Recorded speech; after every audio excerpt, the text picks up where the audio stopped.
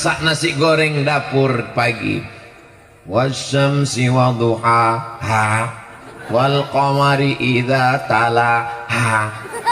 Awalnya cuma nyambung ujungnya aja, awalnya cuma mendengar, lama-lama meniru, maka akhirnya anak-anak kita hafal wasyamsi waduhaha. Karena anak-anak ini apa yang sering dia dengar, apa yang sering dia lihat, itulah yang akan dia ingat. Tapi di tempat lain, anak kecil jangankan wasyamsi waduhaha, qul huwallah pun tidak ingat. Kenapa? Karena emaknya sambil masak amal soleh. Dan anehnya di Sukabumi banyak provokator. Hah? Provokator. Tadi saya bertemu dengan provokator pakai seragam. Yang hadir ini adalah orang-orang yang selamat dari neraka sakor. Masalakakum fi sakor, kenapa kalian masuk neraka sakor? Apa jawab mereka? Lam naku minal musallin, kami masuk neraka sakor karena tidak sholat. Ustaz Somad,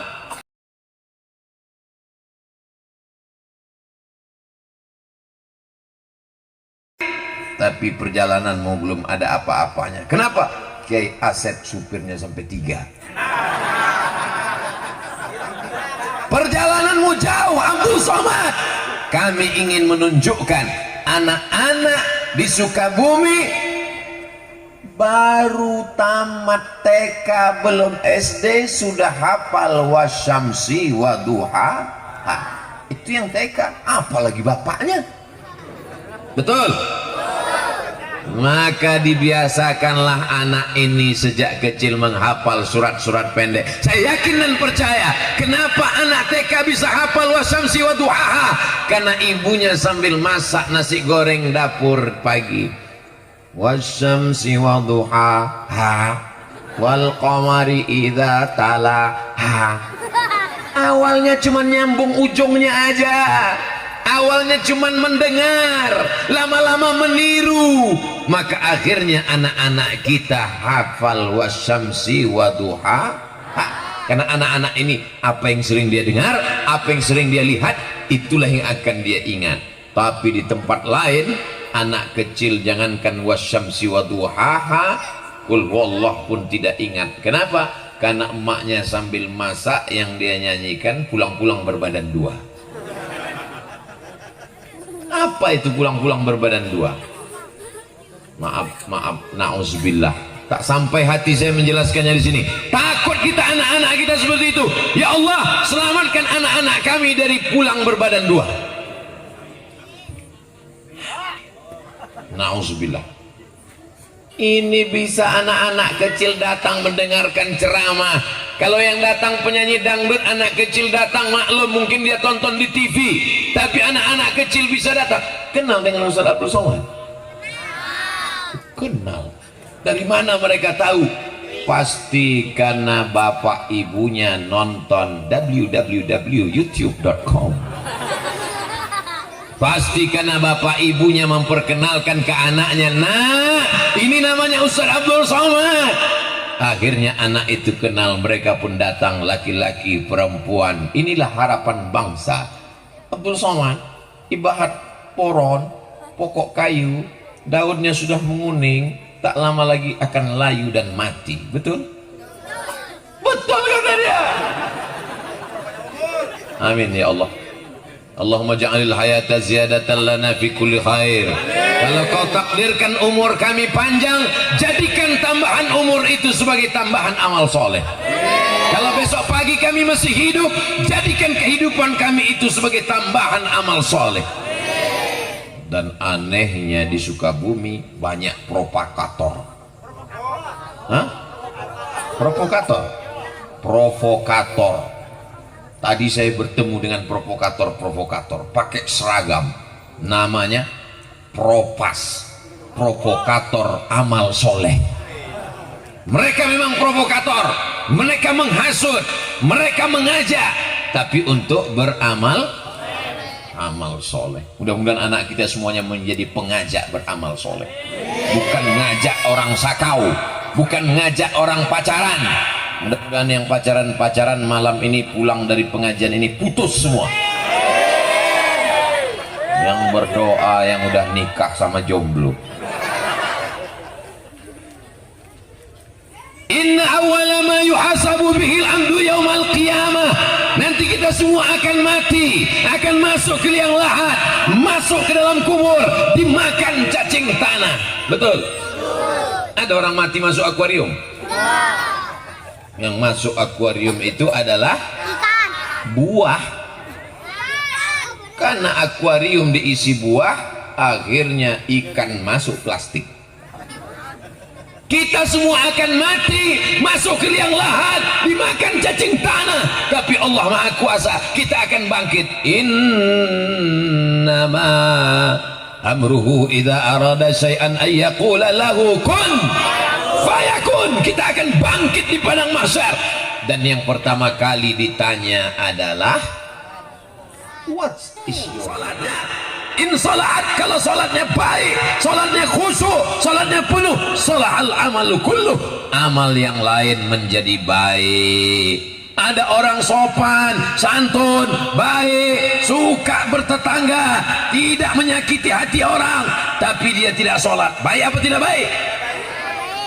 Setengah baik. Dia sudah agak-agak baik, dia kelihatannya baik. Yang penting kan sopan, yang penting kan baik, yang penting kan suka nyumbang. As-salatu imaduddin, salat adalah tiang agama. Pentas ini bisa tegak berdiri karena tiang. Jangan goyang tiangnya nak, nanti Ustadz jatuh. Sakitnya nggak seberapa, viralnya. Ustadz Abdul Somad sedang ceramah di warung Kiara. Masya Allah, seperti nama artis sinetron. Tausiah bersama Ustadz Abdul Somad, Jumat 24 September, Masjid An-Nur. Di kampung saya Masjid An-Nur juga. Sampai ke sini. Nur, cahaya. Kita bisa melihat karena cahaya. Tapi malam ini justru karena cahaya saya tak bisa melihat. Karena lampunya ke mata saya. Kenapa lampu ini dipasang sampai 4? Supaya kelihatan wajah Abdul Somad bercahaya. Ini jamaah pada heran semua. Kok ketika kita nonton di YouTube itu kok wajahnya hitam ya? Lampunya 5 watt. Tapi di warung Kiara lampunya Masya Allah tabarakallah, terang terus terang. Suara jelas? Wajah jelas? Kenapa Ustaz pakai masker? Kita mesti pakai masker, kalau tidak nanti COVID masuk. Kenapa maskernya di dagu? Kalau di mulut suaraku nggak jelas, seperti kumur-kumur. Tiang kalau sudah tumbang hancur lebur. Di atas WC apa tempat wudhu? Ini bisa air ratusan liter di atas bisa kokoh tegak berdiri karena tiang. Listrik kita bisa terang benderang karena ada tiang. Masjid kita bisa berdiri karena ada tiang besi cor kuat. Begitulah sholat kita. Dari tadi kok sepertinya ada yang megang kaki saya, rupanya lampunya jerak sendiri. Siapa yang megang-megang kaki? Saudaraku yang dimuliakan Allah Subhanahu wa Ta'ala, maka tiang agama adalah sholat. Kalau sampai sholat tidak lagi ditegakkan, hancur negeri kita ini. Alhamdulillah masih ada pemimpin-pemimpin kita yang sholat. Bapak Kapolsek sholat, tentara sholat, semua yang ada di sana sholat. Tak usah senyum, tak kelihatan. Siapa yang tidak sholat? Suami yang tidak sholat, istri yang tidak sholat. Mohon maaf, jangan tersinggung. Janji? Istri yang punya suami tidak sholat, berarti selama ini dia satu tempat tidur dengan babi hutan. Kalau ada suami yang tersinggung, berarti dia, bukan saya yang ngomong. Mudah-mudahan selesai tausiah ini yang nggak sholat jadi sholat. Istri-istri yang selama ini diperintahkan suaminya disuruh sholat, Ustadz Somad, jangan nangis. Suami saya nggak sholat. Kenapa kau nikah sama dia? Saya pun juga dulu nggak sholat. Terus saya pikir hidup ini akan berakhir dan saya akan mati, Pak Ustadz. Nanti kalau saya mati saya bawa apa? Ada orang mati bawa mobil? Enggak. Ada. Videonya dikirim ke saya, dia mati sama mobilnya, mobil kredit lagi. Ada orang mati bawa uang? Dulu saudara kita kalau meninggal dunia dibawakan uang, sekarang pakai uang palsu karena takut kuburnya dibongkar maling. Dulu maling takut sama hantu, sekarang hantu takut sama maling. Yang kekal abadi, yang akan dibawa mati menghadap Allah hanyalah amal, dan tiang daripada amal adalah sholat. Makanya ibu-ibu kalau cari mantu, carilah menantu yang sholat. Dan orang yang sholat itu pasti soleh. Orang yang soleh itu suka Ustadz menjebak melulu. Bu, saya mau minang anak ibu. Jangan tanya kau sholat atau tidak. Gimana caranya? Kamu datang nanti ke rumah saya hari Jumat jam 12 siang. Kalau dia datang hari Jumat jam 12, diterima apa enggak? Jangan terima, karena dia enggak sholat Jumat. Tapi kalau Abdul Somad yang datang jam 12, diterima apa enggak? Diterima, dia musafir, sholat zuhur. Saya mau nerima menantu saya itu calon dokter, Pak Ustadz. Ibu terima? Saya terima, Pak Ustadz. Gimana ibu tahu dia sholat? Saya tes, Pak Ustadz. Besok datang ke rumah saya jam 12 ya. Apa jawab dia, Bu? Kata dia, mohon maaf Bu, saya nggak bisa datang jam 12, meleset dikit jam 2 karena saya mau sholat Jumat. Langsung saya terima, Pak Ustadz. Tapi ini tidak bisa lagi dipakai karena soal sudah bocor. Mudah-mudahan calon mantu ibu orang yang sholat. Calon mantunya kaya, punya mobil 3, diterima apa enggak? Diterima. Orangnya ganteng, putih, rambutnya ikal pirang, diterima apa enggak? Diterima, tapi enggak sholat. Jangan terima dia. Kenapa? Kan yang kekal abadi. Sedang Allah aja dia bohongi. Allah yang menghidupkan dia, Allah yang memberi dia rezeki, Allah yang membuat dia ada di dunia, dikhianatinya. Apalagi anakmu, Beb. Sedang Allah aja dia khianati, apalagi kamu. Maka tiang pertama yang menjadi standar adalah sholat. Emangnya Ustadz ngomong begini kami ini nggak sholat? Karena mereka ini sholatlah maka datang pada malam hari ini. Betul? Kalau nggak sholat nggak mungkin dia datang, nggak mungkin dia kenal Ustadz Abdul Somad. Buktinya saya masuk ke pedalaman di kampung, saya angkat tangan, apa kabar Pak? Dia cuek aja, dia nggak kenal sama Ustadz Somad. Kenapa? Dia nggak sholat. Insya Allah semua yang hadir ini adalah orang-orang yang selamat dari neraka sakor. Masalakakum fi sakor. Kenapa kalian masuk neraka sakor? Apa jawab mereka? Lam naku minal musallin. Kami masuk neraka sakor karena tidak sholat. Ustadz Somad, saya ini sudah tidak sholat, Pak Ustadz. Umurmu berapa? 40 tahun, Pak Ustadz. Tobatnya kapan? Baru sholat-sholat yang lalu diqadanya. Sepakat 4 mazhab. Hanafi paling tua, Maliki nomor 2, Syafi'i nomor 3, Hambali nomor 4 mengatakan sholat yang lalu mesti diqadha, mesti diganti. Makanya kalau kita mau selamatkan anak-anak muda kita, remaja kita, remaji kita, kita ingatkan dia sholat. Kamu kenapa nggak sholat? Bapak saya nggak sholat. Oh,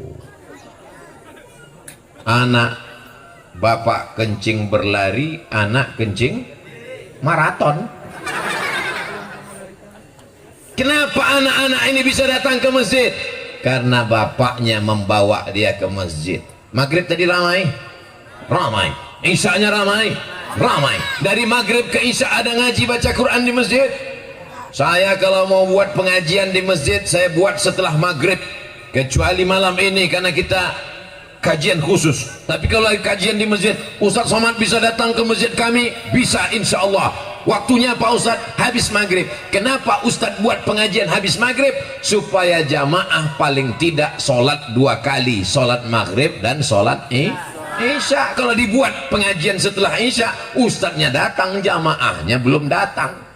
Diumumkan di masjid, kepada semua jamaah harap datang ke masjid, Ustaz sudah nunggu setengah jam. Tapi kalau sholat maghrib, insya Allah orang datang semua. Hayya 'alas shalah.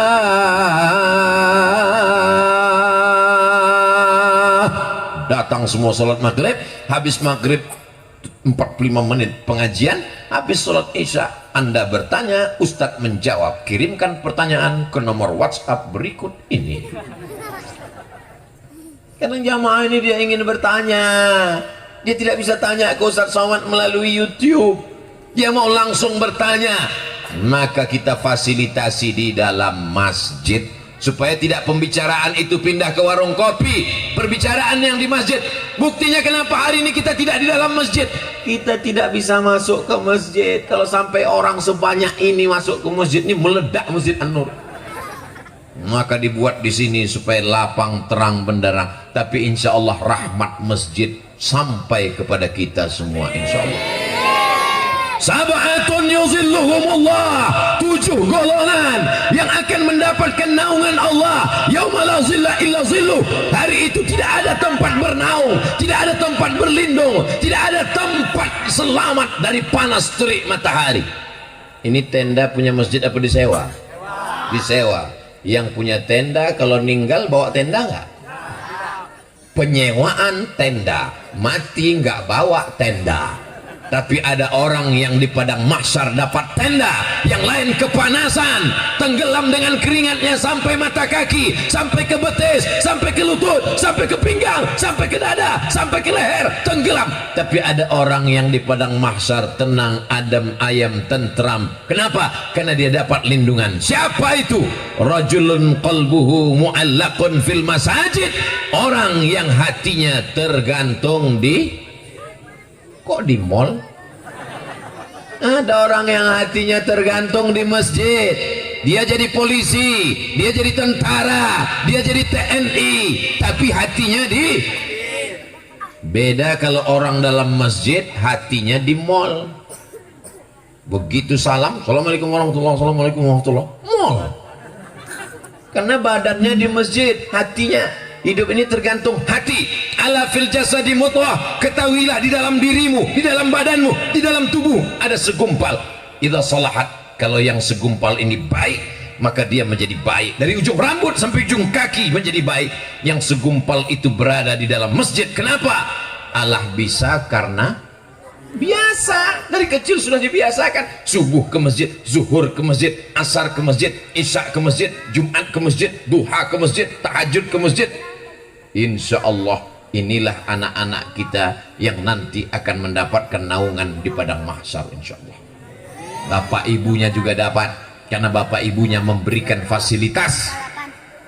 Ada anak di kampung ini yang dipanggil oleh pengurus masjid pakai mikrofon, kepada Bapak Fulan, jemput anaknya ke masjid karena hujan lebat. Anak-anak yang lain tidak ke masjid, satu anak ini dipaksa ke masjid, satu-satunya murid yang sampai ke masjid. Inilah yang sedang membawa saya hari ini tausiah ke kampung suka resmi. Oh, dia suka yang resmi-resmi, yang nggak resmi dia nggak suka. Jadi saya ketemu dengan orang yang biasa ngurus band. Tahu band?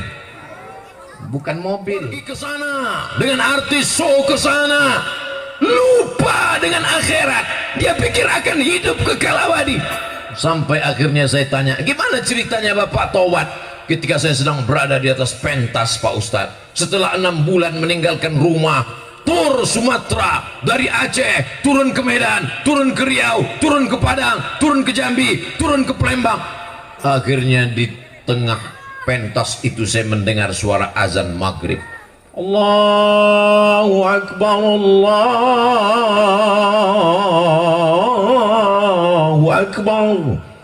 Tiba-tiba terbayang di mata saya saat ayah saya menenteng tangan saya, membawa saya ke masjid, meleleh air mata saya. Itulah sebab tobat saya, Pak Ustaz. Dia tobat bukan karena dengar ceramah. Saya waktu dia mau cerita itu, dalam hati saya, ini dia akan cerita, aku tobat karena dengar ceramah Ustaz Somad. Ternyata bukan. Dia bertobat karena ingat dulu bapaknya membawa dia ke masjid. Akhirnya dia lupa, akhirnya dia lalai, akhirnya dia sibuk, hanyut dengan dunia. Dia tahu kembali jalan pulang karena kenangan dengan orang tua yang luar biasa. Maka bawalah anak ke masjid. Kita tidak bisa suruh anak kita ke masjid, ke masjid, ke masjid, ke masjid. Itu udah azan, pergi ke masjid. Bapak enggak ke masjid. Bapak sudah dewasa. Tidak bisa. Mereka bukan kambing yang kita pukul. Mereka adalah manusia. Mereka meniru, mereka mengikut. Dari mulai gaya bicara kita, sampai cara kita pakai kain, sampai cara kita pakai peci. Kalau miring peci bapaknya, anaknya lebih miring sampai ke telinga. Maka alhamdulillah, saya yakin dan percaya anak-anak yang hari ini, malam ini ke masjid sabar mendengarkan tausiah, ini karena bapak dan ibunya membiasakan diri ke masjid, insyaallah. Amin. Kami yang perempuan ini gimana kalau ke masjid, Pak Ustaz? Katanya nggak boleh ke masjid. Di zaman Nabi, kata Nabi, lebih baik di dalam tempat yang sempit, di dalam rumah. Di dalam rumah ada kamar, di dalam kamar ada tempat, lebih baik. Tapi ada pula hadis lain mengatakan, sebaik-baik sop laki-laki di depan, sebaik-baik sop perempuan di belakang. Hadisnya sahih. Sebaik-baik sop laki-laki di depan, sebaik-baik sop perempuan di belakang. Artinya apa? Ada nggak perempuannya? Ada, maka diatur sopnya. Seandainya perempuan tidak ada, pasti Nabi mengatakan sebaik-baik sop laki-laki di depan, yang perempuan pergi pulang. Perempuan ada masanya tidak boleh ke masjid ketika menimbulkan fitnah. Dialah perempuan yang paling cantik di kampung itu. Kalau dia minum kopi kelihatan mengalir. Enggak boleh dia ke masjid kalau dia tidak menutup wajahnya, karena dikhawatirkan banyak laki-laki yang masuk parit, masuk ke sungai gara-gara melihat wajahnya. Tapi kalau aman di Palestina, perempuan kalau sampai ke masjid ditangkap oleh tentara Israel. Tapi di desa kita suka resmi, ibu-ibu datang ke masjid, ada tentara Israel yang mau nangkap. Aman, betul. Pesantren dekat, negerinya terang benderang, toko-toko buka, aman. Silakan ke masjid dengan syarat dan ketentuan berlaku. Jangan ke masjid pakai celana sempit, nanti banyak orang yang bogi matanya keluar. Jangan ke masjid pakai parfum yang sampai dia pakai parfum lewat di depan pintu pagar masjid, hilang bacaan imam di depan. Saking kan harum semerbaknya luar biasa. Sekedar untuk menghilangkan bau badan nggak apa-apa. Jangan gara-gara ceramah Abdul Somad dipotong, jangan pakai parfum. Oh, akhirnya dia lewat semuanya pingsan.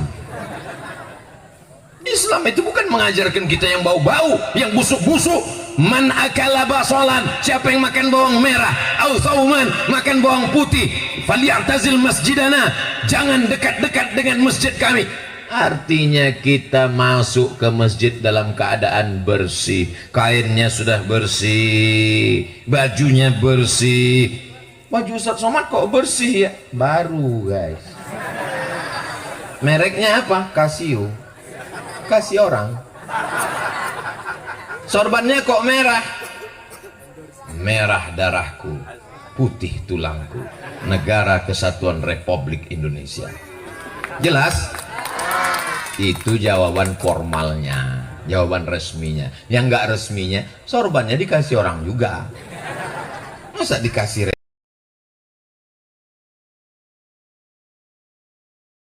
merah terang? Tapi kita lihat besok sholat subuh. Kalau sholat subuh bertambah dari biasanya, berhasil. Tapi kalau tak bertambah, tolong jangan kasih tahu. Aku merasa terhina dengan kegagalan ini. Insya Allah besok subuh bertambah agak 2-3 sop insya Allah. Yang mewakafkan tanah masjid ini entah siapa, saya tidak tahu, tapi pahalanya mengalir ke makam mereka. Inilah amal jariah. Idza mata al-insan, kalau manusia mati, inqata'a, mati manusia, putus amalnya. Ibu yang rajin sholat duha, ayatnya wadduha, besok lagi wasyamsi wadduhaha, meninggal dunia. Apakah setelah mati masih bisa sholat duha? Putus. Seandainya sudah meninggal dia tetap sholat duha, lari suaminya. Rumah itu dijual, rumah dijual harga murah, ada hantunya. Tapi ada yang kekal abadi. Mana dia? Waladun salihun, anak yang soleh. Bangun mereka di tengah malam, dibentangnya sajadah, digelarnya sajadah, menetes air matanya. Apa kata dia? Rabbil firli wali walidayya warhamhuma kama rabbayani saghira. Orang tua saya sudah meninggal dua-duanya. Ayah meninggal, emak meninggal, tapi saya yakin dan percaya tausiah saya malam ini di Pulau Jawa, di Sukabumi, di Sukaresmi, suka-suka ini mengalir pahalanya sampai ke makam mereka di Pulau Sumatera insya Allah. Apa yang Ustaz cari ceramah keliling ini? Tak ada, hanya membahagiakan orang tua. Bapak ibu akan dibahagiakan oleh anak-anak. Wa qul i'malu, beramallah. Memangnya kalau kita beramal, yang melihat amal kita siapa? 3. Fasayarallahu amalakum, yang melihat amalmu Allah. Siapa lagi? Wa rasuluhu, Rasulullah sallallahu alaihi, wal mu'minun, Allah, Rasul, mu'minun, orang siapa yang dimaksud orang beriman yang melihat amal kita? Dalam tafsir Ibnu Katsir dikatakan, yang melihat amal kita orang beriman adalah almarhum almarhumah. Ini sholat anakmu, ini anakmu jadi imam, ini anakmu tausiah, ini anakmu sedekah, ini anakmu datang pengajian. Kita di dalam liang lahat dikirimkan gambar berita tentang mereka.